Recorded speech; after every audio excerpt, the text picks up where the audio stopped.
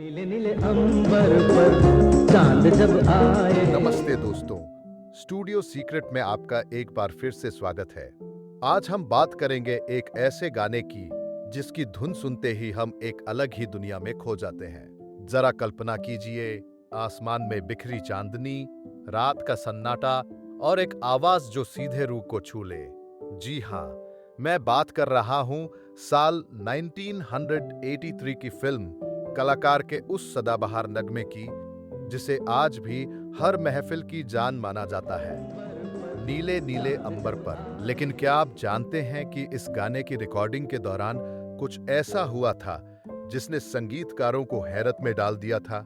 जैसे ही गाने का आखिरी नोट खत्म हुआ, किशोर दा बिना किसी से एक लफ्ज कहे स्टूडियो से ऐसे गायब हुए कि लोग उन्हें ढूंढते ही रह गए। आखिर किशोर दा ने ऐसा क्यों किया? क्या वो नाराज थे या इसके पीछे उनका कोई खास अंदाज था? चलिए आज इस स्टूडियो राज से पर्दा उठाते हैं। ये कहानी शुरू होती है जब निर्देशक पी सांभर शिवाराम अपनी फिल्म कलाकार के लिए एक ऐसा गाना चाहते थे जो प्यार की हर धड़कन को बयां कर दे। इसके लिए उन्होंने उस दौर की जादुई संगीतकार जोड़ी कल्याण जी आनंद जी को चुना। कल्याण जी आनंद जी ने गीतकार इंदिवर जी से कहा कि भाई कुछ ऐसा लिखो जो दिल की गहराइयों को छू जाए, और बस इंदिवर जी की कलम से वो शब्द निकले जो आज हर प्रेमी की जुबान पर है, नीले नीले अंबर पर चांद जब आए। अब जैसे ही तर्ज तैयार हुई, कल्याण जी आनंद जी के मन में सिर्फ एक ही नाम था।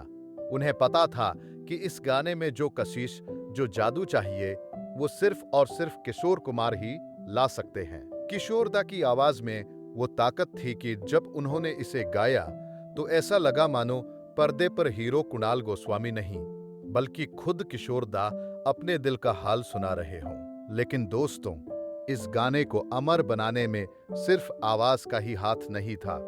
इस गाने की जान है इसका गिटार। इस गाने में गिटार का जो काम है वो आज भी संगीत के छात्रों के लिए एक मिसाल है।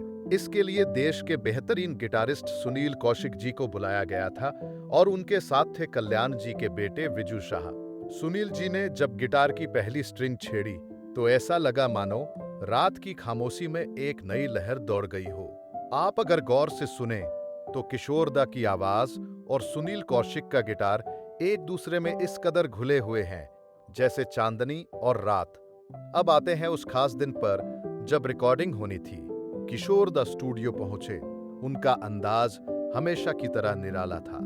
आपको जानकर हैरानी होगी कि किशोर दा ने इस गाने के लिए कोई रिहर्सल नहीं की। उन्होंने माइक संभाला और पूरे जुनून के साथ गाना शुरू कर दिया। माहौल ऐसा बन गया कि स्टूडियो में मौजूद हर शख्स अपनी सुध बुध खो बैठा। किशोर दा इतनी शिद्दत से गा रहे थे कि लगा जैसे ये लफ्ज सीधे उनके दिल से निकल रहे हों। और फिर हुआ वो चमत्कार। ये गाना कोई टुकड़ों में रिकॉर्ड किया गया गाना नहीं था, बल्कि इसे लाइव रिकॉर्ड किया गया था, वो भी सिर्फ एक ही टेक में, बिना किसी रीटेक या डबिंग के। किशोर दा ने इसे परफेक्ट गा दिया। लेकिन जैसे ही आखिरी नोट थमा, इससे पहले कि कोई कुछ कह पाता या उन्हें शाबाशी दे पाता, किशोर दा ने चुपचाप माइक छोड़ा और बिना किसी से कुछ कहे सीधे स्टूडियो से बाहर निकल गए और अपने घर चले गए। कल्याण जी, आनंद जी और पूरी टीम उन्हें स्टूडियो के कोने कोने में ढूंढती रह गई। अरे किशोर दा कहाँ गए? अभी तो यहाँ थे। सब हैरान थे। दरअसल किशोर दा को एहसास हो गया था कि जो जादू उस एक टेक में पैदा हुआ है उसे दोबारा नहीं दोहराया जा सकता। उन्होंने अपना काम पूरी शिद्दत से कर दिया था और शायद वो उस एहसास को शब्दों में बांधना नहीं चाहते थे। कल्याण जी आनंद जी ने तुरंत उस टेक को ओके कर दिया, क्योंकि उन्हें पता था कि उन्होंने इतिहास रच दिया है। आज दशकों बाद भी जब नीले नीले अंबर पर बजता है तो लोग सब कुछ भूलकर उसके सुरों में खो जाते हैं। ये सिर्फ एक गाना नहीं, बल्कि किशोर दा के समर्पण और उनके उस बेमिसाल हुनर की निशानी है जो कहता है कि कलाकार को अपनी कला के लिए शब्दों की नहीं, सिर्फ भावनाओं की जरूरत होती है। तो दोस्तों, किशोर दा का ये निराला अंदाज आपको कैसा लगा?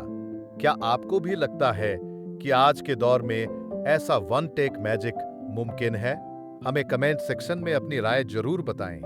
अगर आपको किशोर दा का यह अनसुना किस्सा पसंद आया हो तो इस वीडियो को लाइक करें और अपने संगीत प्रेमी दोस्तों के साथ शेयर करना ना भूलें। और हाँ, हमारे चैनल स्टूडियो सीक्रेट को सब्सक्राइब करके बेल आइकन जरूर दबा दें ताकि बॉलीवुड और संगीत के ऐसे ही दिलचस्प राज हम आप तक पहुंचाते रहें। मिलते हैं अगले वीडियो में एक नई कहानी और एक नए राज के साथ। तब तक के लिए पुराने गानों की यादों में खोए रहिए।